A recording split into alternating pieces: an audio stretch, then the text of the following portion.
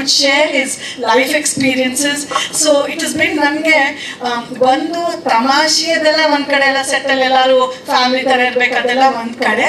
ಆದರೆ ನಿಜವಾಗ್ಲೂ privilege to work and listen to sir's experiences.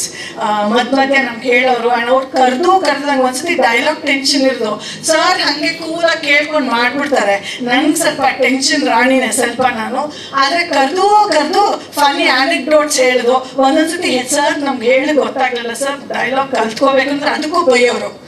ಏನ್ ಮೇಡಮ್ ನೀವು ನಿಧಾನ ರಿಲ್ಯಾಕ್ಸ್ ಮಾಡ್ಕೊಂಡು ಮಾಡಿ ಮೇಡಮ್ ಅಂತ. ಬಟ್ ತುಂಬಾ ಮಜವಾಗಿತ್ತು. And coming to Gururaj sir, I would like to say, beginning in the so planned, so confident.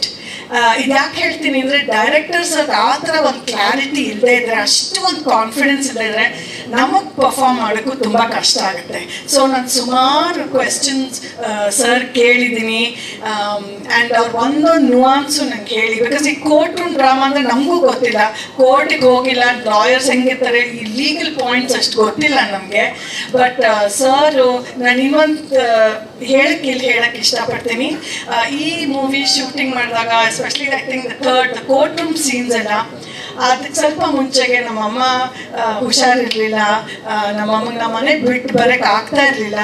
Sir Sampath sir they was so sensitive because I wanted ನಂಗೆ ಆ ಲೀಗಲ್ ಕೋರ್ಟ್ ರೂಮ್ ಡ್ರಾಮಾ ಹೆಂಗೆ unfold ಆಗುತ್ತೆ ಅಂತ 2 ಸತಿ ನಾನು ಕೇಳಬೇಕಾಗಿತ್ತು, ಆ correct flow ತಿಳ್ಕೊಳ್ಳೋಕ್ಕೆ. Sir ಮನೆಗೆ ಬಂದು ನನ್ನ ಜೊತೆ 3-4 ಗಂಟೆ ಕೂತು ಒಂದೊಂದು ಹೇಳಿ, ಅವಾಗಲೇ ನಂಗೆ ಐಡಿಯಾ ಬಂದಿದ್ದು ಕರೆಕ್ಟಾಗಿ ಹೇಗೆ ಕತೆ ಮುಂದುವರಿಯುತ್ತೆ ಅಂತ. ಬಿಕಾಸ್ ಈ ಸ್ಕ್ರೀನ್ ಪ್ಲೇ ತುಂಬ ಇಂಟ್ರೆಸ್ಟಿಂಗ್ ಆಗಿದೆ, ಒಂದೊಂದು ಸೀನ್ ಆದಮೇಲೆ ಒಂದೊಂದು ಚೇಂಜ್ ಇರುತ್ತೆ.